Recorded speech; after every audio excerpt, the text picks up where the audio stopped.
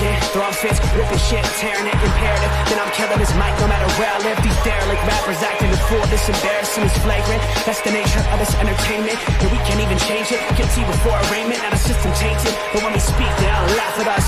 And y'all wonder why I'm lacking trust. Try to fight a giant with attorneys that can back them up. That's church versus science, both sides start acting up. I'm late on my assignment, hopping up a mile high, climbing, obviously never silent. New alignment, I'm defiant, can I describe it? Used to describe it as a young graffiti artist. Before the beard, I always got carded. At every bar, even though my bar's been the hardest. The scars on my face that I ain't always been the smartest, but I'll show you where my heart is. I said I'll show you where my heart is.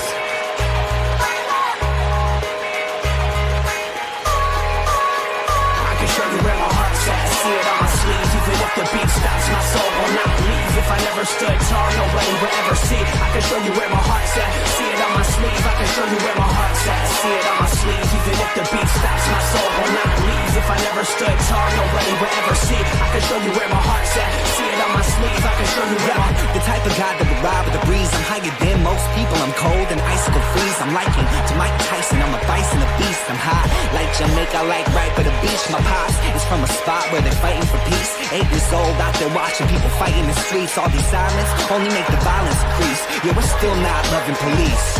It's that bright young American, nice, dumb, arrogant. Tight on a mic, but he might need a therapist. Heart full of kerosene, head full of fairy tales. Said that you're my homie, you don't know me, but I know you very well. Roll back on some West Coast shit. This whole track is wetter than your dress code kiss. About to hit the track, running on some retrofit. It gets so lit, I guess so, bitch, now let's go.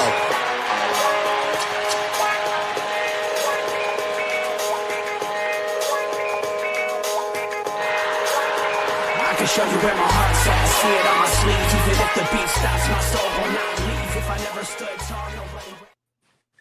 Ladies and gentlemen, it's Tuesday. Hanging with the fellas, little sports nonsense and whiskey.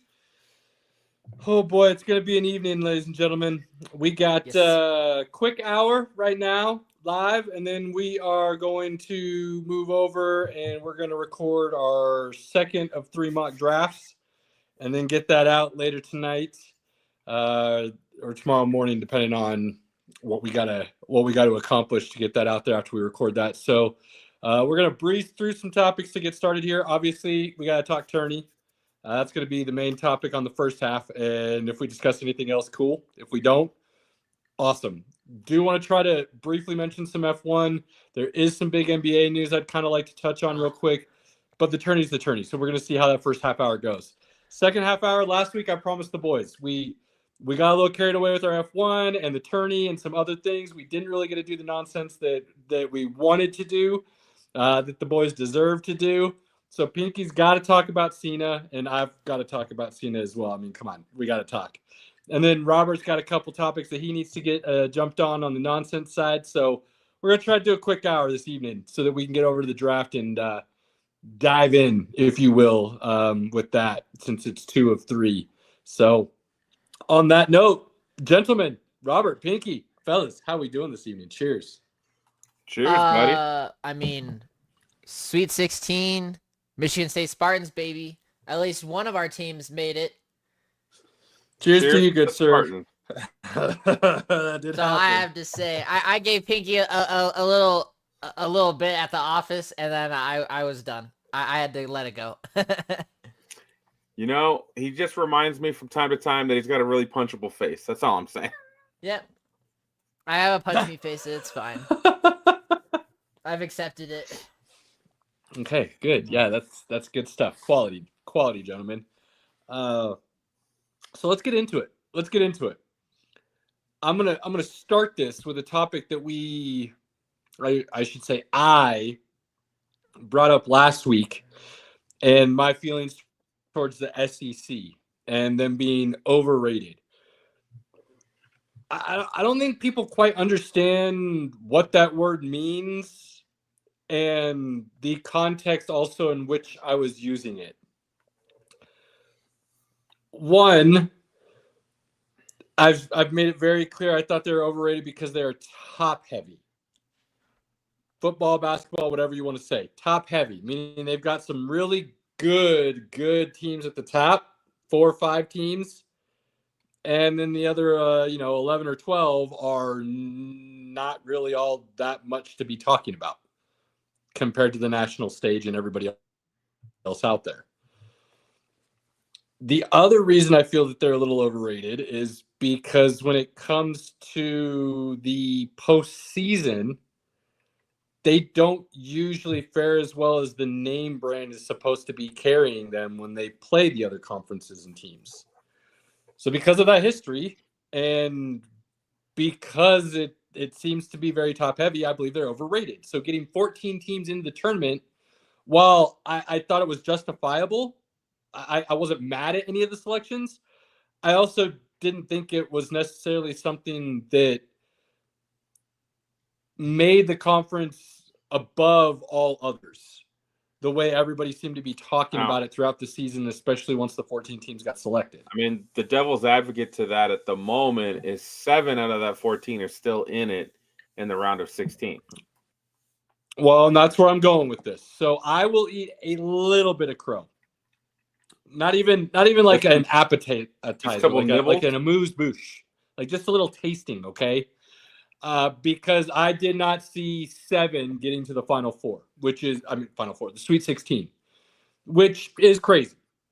There were definitely some games where they could have lost and they didn't. And so 7 out of the final 16 teams remaining are from the SEC. And I have them, Pinky. I have this because I wanted to be slightly more prepared than I was last week, kind of rolling through things.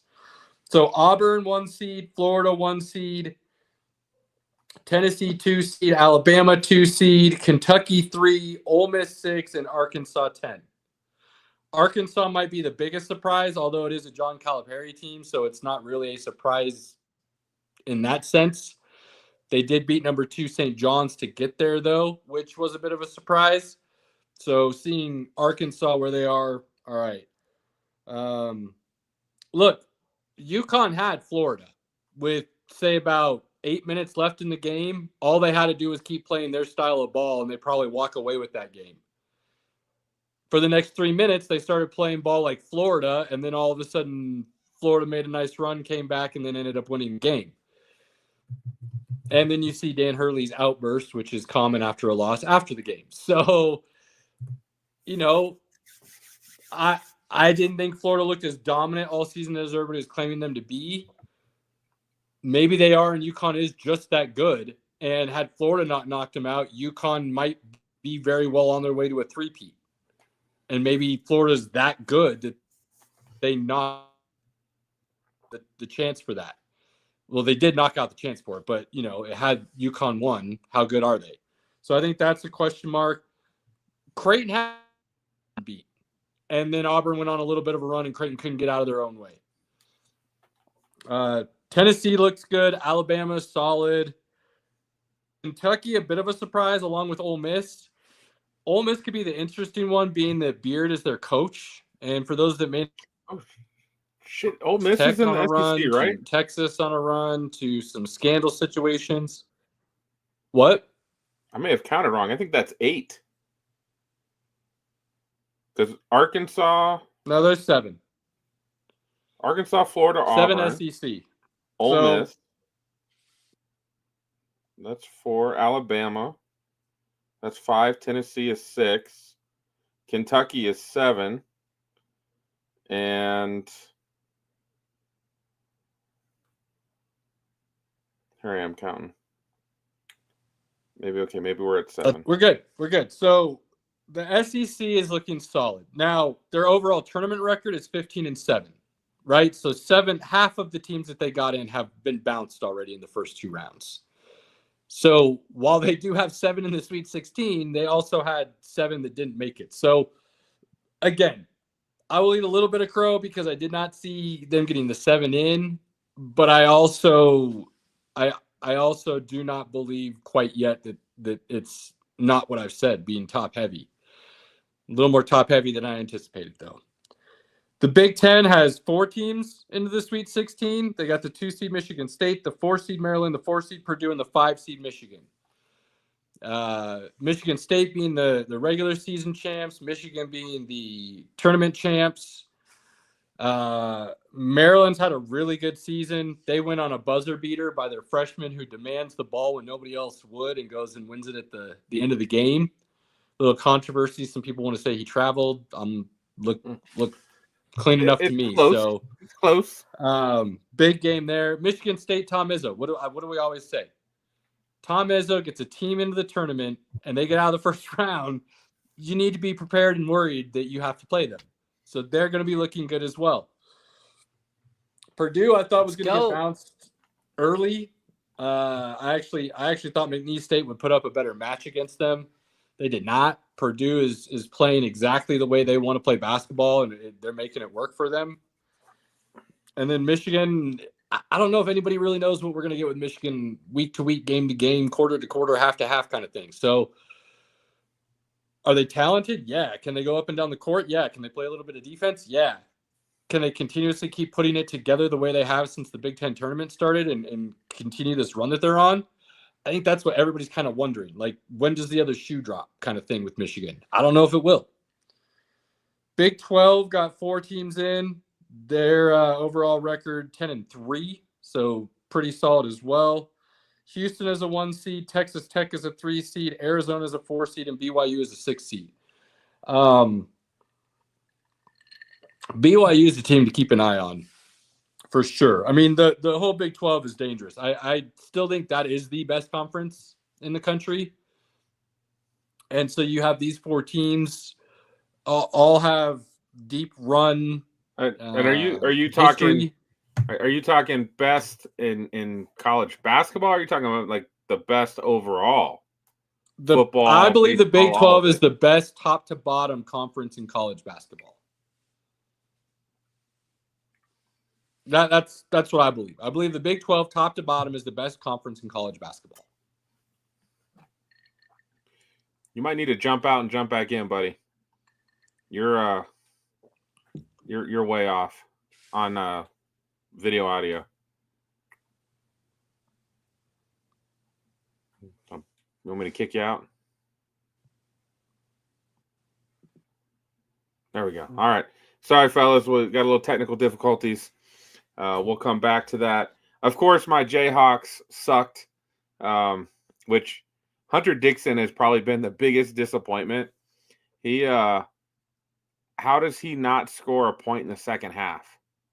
How does he turn the ball over twice, right there at the end to help out the other team? What a pathetic loser. I'm glad he's gone. Get the hell off my team. Back to you, Caleb. Going after Hunter already, huh?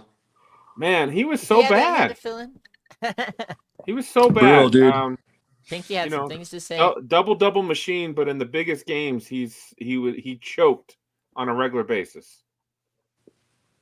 Yeah. So Big 12 top to bottom, I believe, is the best conference. We'll see what happens when they have to face their next set of opponents. Big 10, baby. So they've got 4 in, and then finally Duke and the ACC. ACC got 1 in, which traditionally the ACC has always been one of, if not the best conference in the country. So very down here for the ACC. But Duke being arguably the best team in the country, that's a good one to have in. Isn't UConn in the ACC? No, UConn. No. UConn's Big East, bud. Oh, I forgot that was even a thing. Yeah. Hingy goes, oops. So, couple things with this before we go into the matchups coming up here. I've heard, because it's such a hot thing right now, the transfer portal and the NIL. Everybody wants to talk about how it's caused the death of the Cinderella and the mid-major, and we'll never see it again. And NIL is the worst thing ever to happen. What? Stop. We've had tournaments ever so often like this in the past before NIL or the transfer portal were ever a topic of conversation. This isn't new. Now, if it happens 5, 6, 7 years in a row, then yeah, we can start talking about how that's the true thing. But a one-off year is not.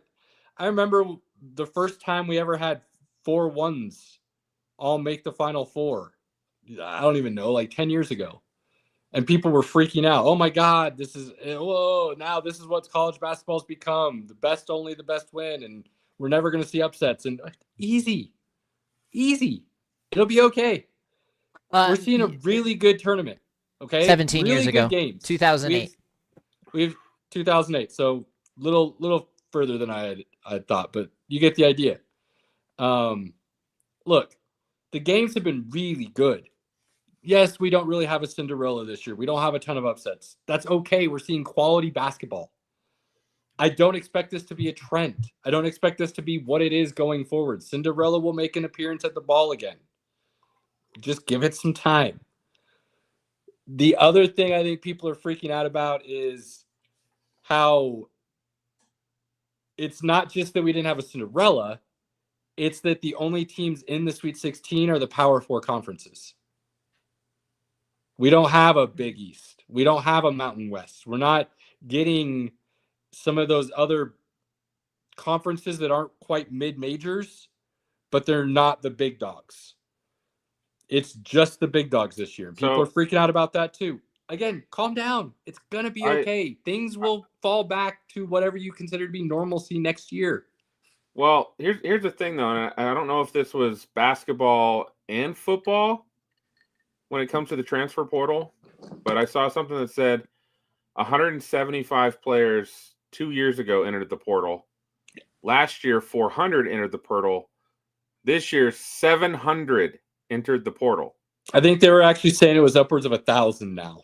But yeah, it's crazy. Is it both? Is it basketball and football that like everybody? I think the stat I was reading was just basketball of the 1,000, but you're talking that's 23% of the active players within college basketball who are in the transfer portal. Well, I saw one guy join the portal minutes after their game was over. Yeah, well, that's the problem though. They have to. People want to be blaming the kids and the young men in these situations and the young women. It's not their fault. Again, the NCAA that I continue to pound the table of how atrocious and awful they are at doing what they're supposed to be doing, that they're completely worthless. They have set the rules and standards to be such that the transfer portal opens now while the season is still happening. Right. I hate that. What do you expect the kids to do if they have to leave because the coach said, there may not be a spot for you, or you think you do have a better opportunity to actually get playing time somewhere else? What you're going to wait? You're going to wait until the season's over and then all the spots are full? This is an easy fix that the NCAA refuses to do. It's no different than the NFL and their atrocious decisions to allow coaches to switch teams or sign with new teams while the season is still happening. Wait. You wait until the season's over to conduct business. Isn't that seems like a simple, easy thought process, and yet it hasn't been moved, changed, or anything else ever. So, leave the kids alone. This is the NCAA and how stupid and idiotic and worthless they are. But yeah, It's crazy. It's a crazy amount of players entering this year. So we'll see what happens. But, it's also kind of good because you got the coach from McNeese State, Will Wade, who was at LSU, big scandal with gambling or things of that nature. Who knows what else is going on. He bounces around. He finds a spot. He brings McNeese State back up. Now he's at NC State. Half his roster is probably going to go with him, if not more. And they're all going to get to go play at a bigger school with better opportunities now. His team manager, who Amir Khan, if you have been watching the tournament, then don't worry about it. But if you have, you're very familiar with Amir Khan. My man's killing it as a manager with 3 NIL deals and a bunch of coin walking around. He's transferring to follow the coach and be the manager at NC State instead of now McNeese State. So yeah, people want to be mad about the coach for doing it while the tournament's happening and things of that nature, but he's creating better opportunities for not just himself, but his players and a manager. And so what's the old saying? Pinky, hate the game, not the player. Right.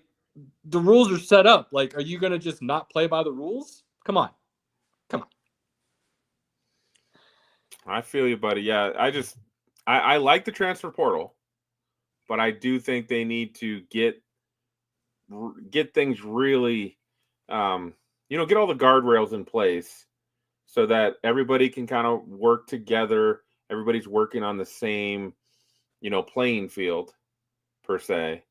And like you said, kids don't have to make that decision right now. They can wait till the end of the tournament to then make that decision.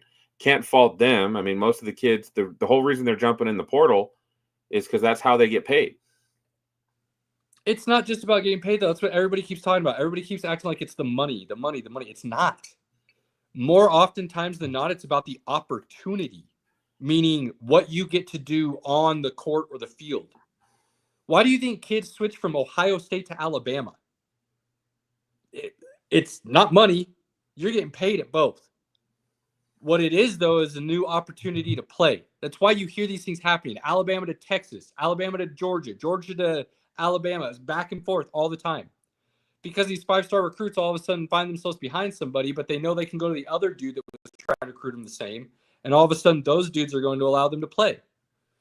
So people want to talk about the money, and it's not about as much of the money as I think people want to believe. I think it's all about the money. But you would, but it's not. So here's the deal. Moving into the games that start Thursday, 5 p.m., and then Friday, and then Saturday, and then Sunday. Let's just go through the Sweet 16 and see what happens here. BYU, Bama. This is going to be a game. This is going to be a game. Bama loves to get up and down the court. I think they're the number one scoring team in the country, if I remember right, like 91 points a game or something like that. It's pretty ridiculous. They like to go. BYU likes to play a more even-spaced and timely game. I won't say slow-paced, but even-paced and timely, because they do kind of like to take a lot of threes. And if you're taking a lot of threes, it's not necessarily a slow pace of ball, because that can lead to a lot of outlets and fast breaks and things of that nature that you're going to have to play off of. So BYU does have their own pace, though, that they like to try to keep it at. And if they're hitting threes, they should be able to do so. Can they do it at a high enough rate to keep up with Bama, though? I don't know. I wouldn't think so, but I do think we're going to see a really good game. I really do. I think BYU has found a rhythm within this tournament right now to where they're very confident about what they're able to do on a court. But I do think Alabama walks away with that one. They're just so much constant pressure, and that's tough to deal with in the tournament. Tough to deal with. Then we've got Maryland, Florida. Does Florida have a letdown after that game against UConn and knocking off the back-to-back defending champs? Or was that just their next step and they're only going to improve and take it to another level? Maryland wasn't necessarily supposed to be in this position this year. People thought they'd be all right, but tournament worthy, 4-seed overall worthy, I don't know. I think they're playing a little bit above themselves right now. And I think Florida does take another step right now. So I do like Florida against Maryland, and I hate even saying this, but I don't think it's going to be a particularly close game. I think Maryland actually has a slight letdown after that buzzer beater that they had the other day. They got them into the Sweet 16. Now, I don't think it's quite the letdown in the sense that, they're deflated, more so that I think that we're just going to see the difference between talent in the two teams and the way their playing styles. So, sorry, Maryland. Sorry, Scott Van Pelt. Those are your boys. Next up, Arizona Duke. Look, Arizona's a good team, but I'm not even going to say anything more about this. Duke rolls, and we all know why. Texas Tech, Arkansas. I like Texas Tech. They have a brand of basketball that is aggressive and in your face, and they like to push the tempo. They almost play in a controlled chaos basketball at times, and I love that. But it can also hurt you, and it can hurt you quick. And you're playing John Calipari in Arkansas. Oh man, I had St. John's winning this matchup because I had Texas Tech St. John's, and after watching the way Arkansas played St. John's, I find it hard to bet against Calipari and his boys, but I'm going to, and only for this reason. They weren't quite supposed to be in this position this year. They're kind of a little bit ahead of schedule right now. And they had a very up and down conference season in the SEC. And I think that up and down kind of catches up to them right now.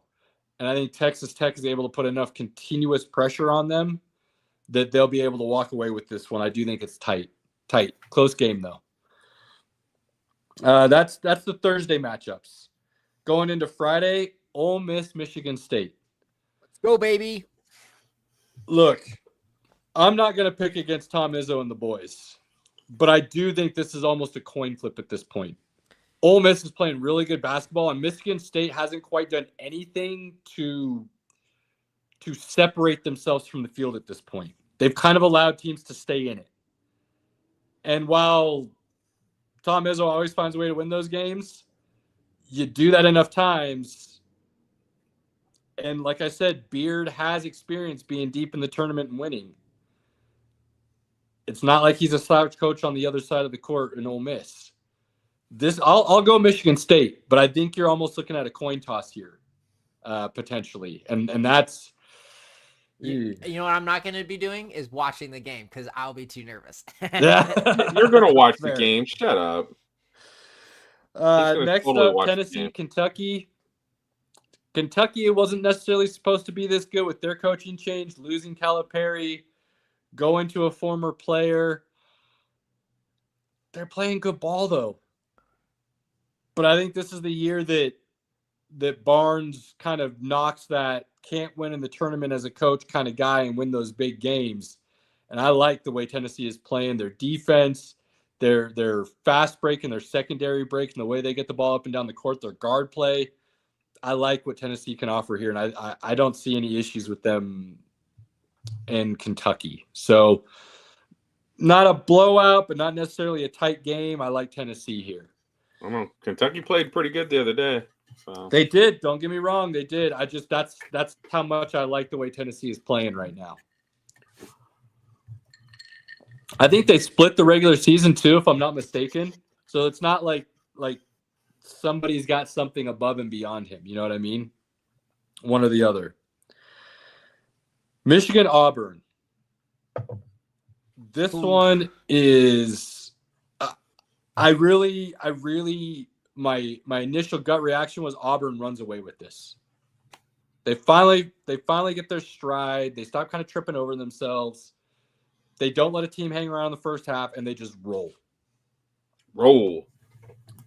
But they have allowed teams to constantly stay in. They have tripped over themselves a lot. And Michigan keeps looking solid. Auburn still rolls. But, man, that could be a game. I'm just saying. I don't think it's going to, but I'm just kind of, other side of my mouth, I'm still speaking. So far, you're not really close. Just keep that in mind. Just saying. Not picking any upsets. I'm seeing a theme here. No, I really don't. I mean, where are we looking? I just don't. Look, honestly, the upset I could see most likely happening is BYU over Bama. And that is simply because BYU has found a way to force people to play their game all tournament. And they're looking really good. But Bama can just go. They can just go. And they've been here before, right? I'm really hoping this isn't new territory for them now. The last game, Houston and Purdue. Look, I said Purdue surprised me. They're playing really good. But Houston's been one of the best teams, if not the best team in the country all season. There's a reason for that. Maybe they don't have the best guard play like they've had in the past. Maybe they don't quite shoot the ball from deep as well as they have in the past. But what they do is they do all of those things together better than they've ever done in the past. And they'll still go up and down the court. They'll still put a ton of pressure on you. And they're experienced. And I don't see how Purdue handles that. I don't. So, yes, Pinky, there is a theme. I'm not seeing any upsets in this Sweet 16. But that kind of feels like what I told you was very possible from the beginning of this tournament. Well, I didn't say there's necessarily going to be chalk. I said that it feels like there's a lot of parity within this tournament, that we're going to get a lot of good games. And there's I definitely see no that rock continuing. It just happens to look like the better team is properly ranked in these situations, and they'll be able to pull it out in the end. So let's see what happens. Duke still look. I'm a North Carolina guy, right? I'm a Creighton Blue Jay. Nebraska, like I'm As not. he's I'm wearing not a Nebraska Dookie. hat. Not a Dookie at all. But Likely story. I love Cooper Flagg, and the way those freshmen are playing together. Like I don't know how anybody beats them. I don't. And I want Cooper Duke to Flagg lose. is so much fun to watch that I don't even care that I'm rooting for Duke. Oh, You're So gross. oh, So that hurts my soul. we'll see what happens. But yeah, man, I got. Look, I don't have another college hat. So talking the That sounds like a tourney, and we're gonna personal be problem that talking can be draft fixed. later. Got to wear something college tonight. I feel like. I would So agree that's where with we're that. at. That's where we're at. Thursday, baby, 5 p.m. Let's go. 4 more days straight. Gentlemen, Pinky, on to a little nonsense, my good men. All right, well, there's some WWE that needs to be handled. So, Pinky, take it away, sir. You've been on the Cena thing for a minute. And I know Caleb's got some thoughts. I have. I'm in love, fellas. I'm in love. He's got his rose-colored glasses. I do. They're You on, know, baby. my guy is chasing number 17 as a heel, which again, he has been doing everything perfect. There's a couple things that I was not as happy about last night, but just from the start, the heel turn was amazing. His first promo can be argued it's one of his top promos of all time. And what's crazy, and I think what hits the most about it, is I feel like he's really talking from feelings he's had. Because everything he mentioned felt like he was just really talking to the fans about how they've made him feel throughout the years. You made me a puppet. You've made me a joke. You've loved me. You've hated me. Everything I've done wasn't enough for you. So I feel like, there's the let's go Cena. Cena sucks, right? There's that crowd. So he was really talking. And then, again, to turn it on both sides of it is awesome, right? Even those that support me, you guys are just as awful, right? You're just as terrible people because of this, this and that. He did such a good job. And again, it's heel 101, right? Blame the fans. It's not my fault. It's your fault, right? And I think he's doing a really great job of that. And what really hits home to me is the way that the crowd is reacting. He has really gotten a hold of the crowd. And what's really pulled it in is the crowd hates him by the time his promo's up. Cody comes out and they go nuts for Cody. So it's having the effect that they want. He continued it. Oh, go ahead, Robert. What you gonna say? So I was actually gonna say, and that was one of my big points from watching these last promos with Cena is, it's very cinematic and how they're doing it because they're putting Cena in the dark and bringing Cody out in the light and stuff like that. And this is just, I guess, coming from a real green perspective. From a lot, not just Cody and Cena, but a lot of the other promos that we've been watching and seeing together, they're doing an excellent job of putting the legends on a panel with the current roster on an equal level. There's not one above the other. They're going toe to toe, and it's hard to choose because you've got this affinity for the current, but you also love the legends. And it's really a great, I think, a storytelling from Triple H and things like that. I'm really enjoying it. I'm glad you are, because I'm loving every second of it. Last night's promo, pretty good, although I didn't feel like we got as much from this promo, other than he really went after, I'm going to win 17 and then I'm going to go home. I'm going to take my ball and go home. I'm going to take this title and go home. And then he also, and he didn't have to, he threw a little jab at Ric Flair and the Ric Flair fans. I did hear that. I'm going to erase that from history, right? Which again, that's really what you got to do. You're never going to erase Ric Flair. Everybody loves Ric Flair. Again, for me, John Cena is the WWE GOAT, and he's got 16 WWE world titles. Ric Flair does not, in my opinion. So you're not there's wrong. that. You're not wrong. So before I go with a couple of the things that I kind of dislike, Caleb, what were your thoughts, my man? Well, should we stay on dislikes, and then I'll give you my likes after we do a couple dislikes here? Get those out of the way. However you want to roll, baby. So I'm an island guy, right? That's okay. It is what it is. You enjoy being lonely. That's fine. I hate this whiny introduction to heel Cena.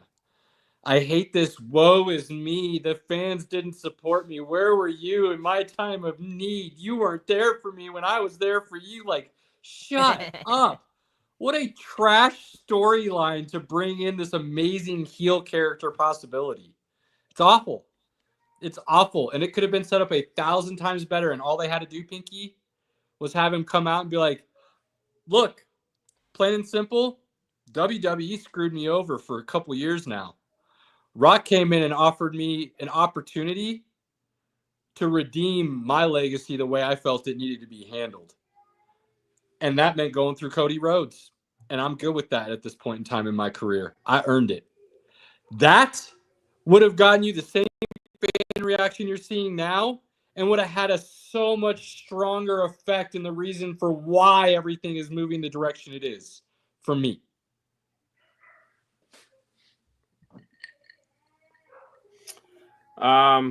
I can see that.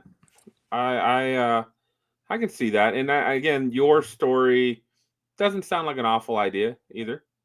They could have been done that way. I think the way they're doing it creates more of the pop and hype for Cody. The way they're doing it. Versus where if we do it the way you're describing, I feel like we have still two baby faces. Yeah, I kicked him in the nuts, but I did it because of WWE screwing me. No, I mean, you just trashed Cody at that. Like, Cody wasn't worthy for The Rock's offer. The Rock didn't bring him to the table for this. Everything that happened right now was a lie. Cody didn't know it was coming this way. I mean, I feel like there's ways you could have built that up to the point where I was your mentor and you didn't learn how to handle the business from me. Now I'm going to teach you again what you should have been doing. Like, to me, that has a much more impactful grab than I'm going to play the whiny bitch. I still think that makes Cena too much of a babyface, and they didn't want babyface at WrestleMania. They want evil and good. They want that to go against each other. And I think the way you describe it can be done and would be perfectly fine. But I feel like that still keeps Cena as more of a babyface. Cody's already the babyface.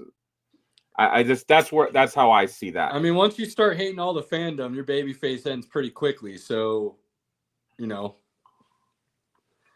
but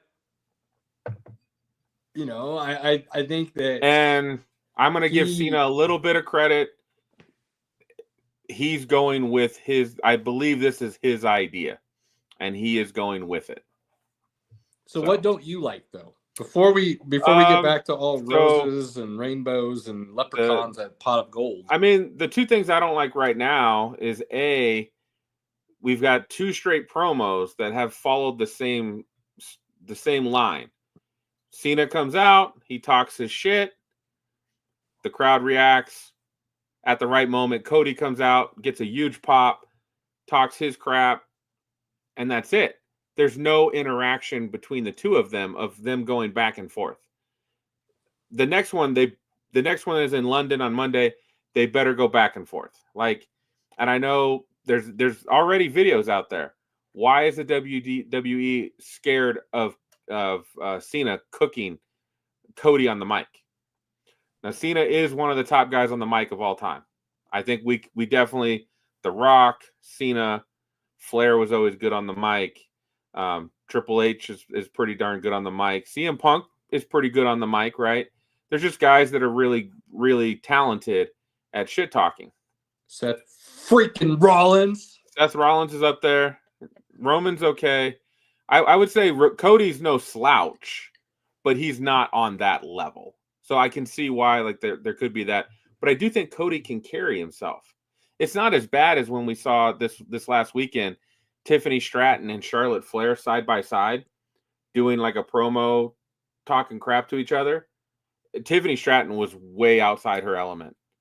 And it just made her look so bad because Charlotte looked so good in that side by side promo. I feel like there'd still be like, hey, Cena's up here and Cody's here, but I don't feel like it would be a situation where Cody's getting demolished on the mic. So they need to get to that point where they are battling each other on the mic versus this, you say your piece, I say my piece, we go out the ring. Like we can't keep doing that. And I just don't like the Rock comes in for like 2 weeks straight, is a big catalyst in what's happening, and he's been completely gone since Elimination Chamber. Now, I know maybe schedule doesn't work where he can get on a plane and get there and be there. That's cool. He was doing videos. Do a video. Have it put it up on the screen. Have him talk shit to Cody. Have him say, this is what you get. You know, something. I just feel like The Rock not being involved right now when we're 25 days from WrestleMania now seems to be a little bit of a letdown, in my opinion. So my final thoughts on this, funny enough, are opposite yours. Go figure. I actually love that they're not going back and forth right now, and this is why. You said this was all Cena's idea. I completely agree with you, and this is exactly what he wants. He told everybody from the very beginning, you're not going to get what you want. Period. End of story. I am doing me and only me, and that's all we're going to get. So he comes out. He says exactly what he feels he needs to say. No more, no less. He'll listen. He'll take it in, and he'll walk away. Because he's already said what he needed to say for the evening. He doesn't need to get in a back and forth with Cody. He is so showing him up right now in a way that we've never seen in the ring that makes the heel 1,000 times better than it already was. I'm not going to change my music. I'm not going to change my attire. I'm not going to change my attitude as far as my gimmick, my shtick, my appeal. And I'm also not going to sit here and be baited into anything that I wasn't already planning on doing by the fans. How many times do they yell and cut him off? Does he try to quiet them down? Does he try to change where he was in his speech? No. He picks up right where he left off, finishes what he has to say, lets the crowd do it again. Then comes back on, lets the crowd. So when Cody comes out, Cody can be angry all he wants, and that's what Cena wants. He wants him angry because he's not thinking clearly. Cena has everything right where he wants it right now. The board is perfectly laid out with his pawns in place to go wreak a little bit of havoc on pieces that shouldn't be touched. And I am loving that part of it. I don't want to see back and forth. I want to see him continue to get under people's skin for the next couple of weeks. Not engage, not do anything other than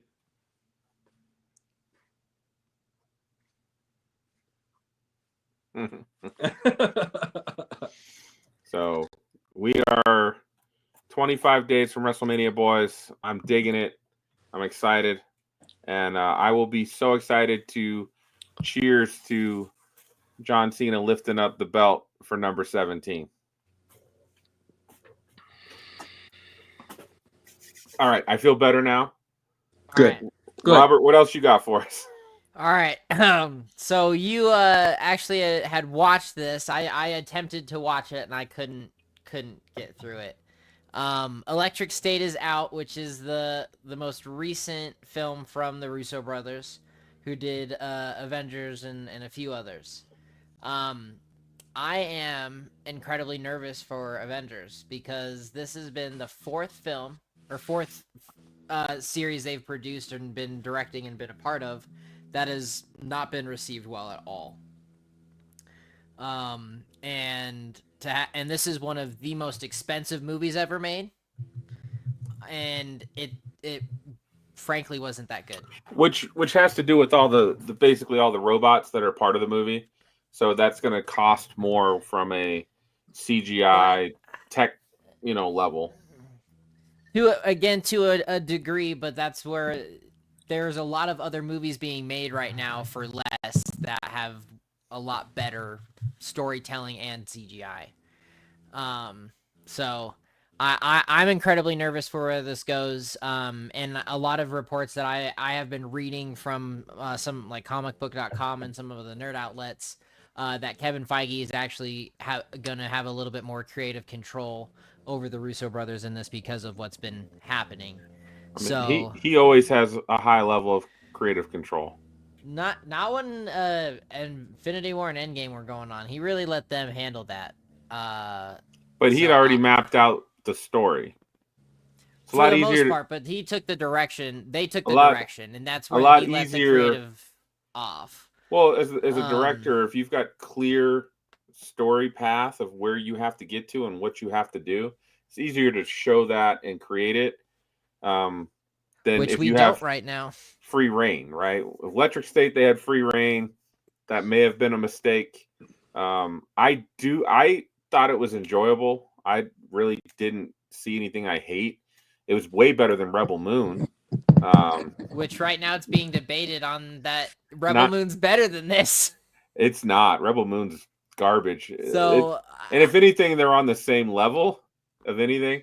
I do think this would have been much better as a series, myself, because I feel like there's a lot in there that we really don't get. Well, the source material is wildly different too, so the book is that could be a big problem, right? Anytime you change the source material, people are going to shit on it and hate it because of that. I have no idea what the source material is, so I come in just not knowing anything.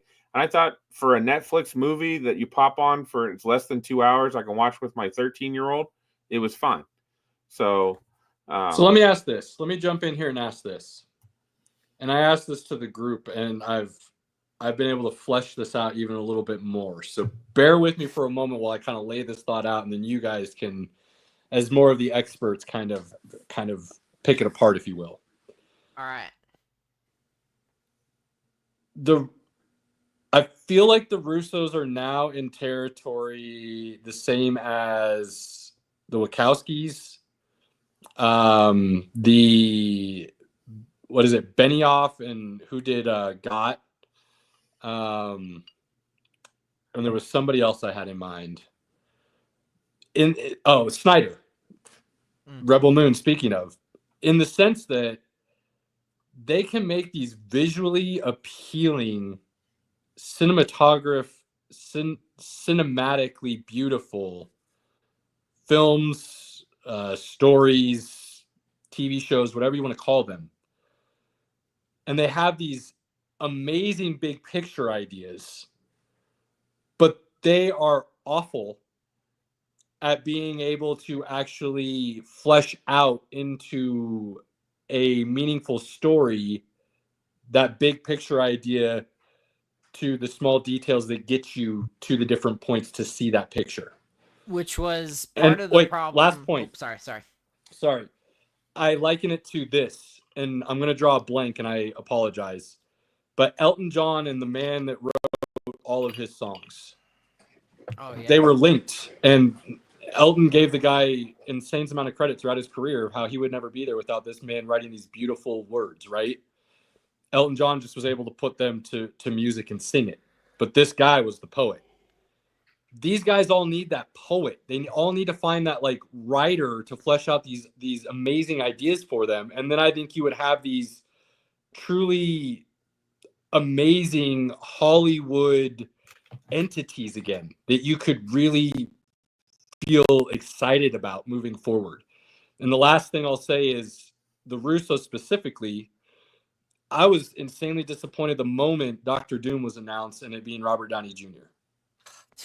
Because nothing about that immediately felt unique or true to a character in the sense of the universe they've already created. So all that kind of twined in together. What do you guys think about the comparison and kind of how that is? Well, I mean, I agree with it to a point. I mean, because yes, you get these, like, you have the Gray Man that they did a few years ago with Chris Evans and Ryan Gosling. That was visually was stunning, but overall it was a It was okay. movie. And that's kind of, and I get what you're saying, Caleb, and you need to have that map to where like you get to where you tell that story, which, I mean, yes, the MCU did for the Russos to that point, but the MCU's been lost and there's no clear point to where this is going. And for Marvel as a whole right now, I mean, that was the biggest thing that everybody loved when we were getting to that point is, oh, Chris Pratt is playing this random superhero with a talking tree that Vin Diesel's playing, like, WTF. And then it turns out to be one of the greatest Marvel set of movies that's ever come out. And then you have Paul Rudd coming in after that as Ant-Man that nobody saw coming, which also was a great movie. And now we're just recycling. Well, yeah, the first one was great, not the sequels. But I mean, now we're just recycling things, and we're not creating opportunities or chances to where we're actually going to have, and I mean, I'm probably saying this too early, but a more faithful adaptation for the Fantastic Four and Doctor Doom and so on. Because now there's a lot of questions about what Doctor Doom's really going to be when we really have no build-up or lead-in to it outside of these next few movies coming out this year, and then all of a sudden we have Avengers in a year or two. So it's a very quick turnaround for something that we really don't have a lot of service into. So my issue with some of this is that, again, some of the best stories and best movies that we get is normally because the director is also the writer, right? They're telling their story, so they know every point of it. They know every little minute detail. They know it all because they created it. What we have a lot of cases though is a director gets a project to work on, and they can only shine up that turd so much, right? They can't fix everything that came on that page, because again, they don't have the time to do so. The studio said, we've got this amount of money, you've got this amount of time. You just don't have the time to go back and rework everything because you're just like, wow, this is kind of a turd. Not much to do. I don't know if the Russos were part of the writing of Electric State. I don't know. The Wachowskis, I believe, wrote all of the Matrix movies. I felt like they just lost where they needed to go. Like, one is crazy and just on just a whole different concept. Two was more action based and then trying to dive into that concept.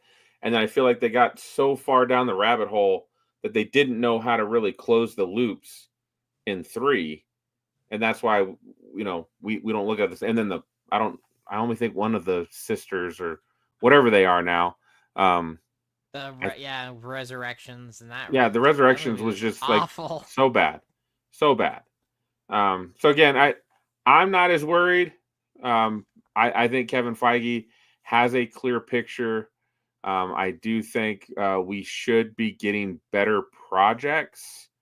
I think we're also going to get back to a lot of our main characters that we all love. I think that's one of the issues with the phase since Infinity War and Endgame was that a lot of it was the secondary characters that you're like, I don't know if that person should have their own movie. Shang-Chi, good.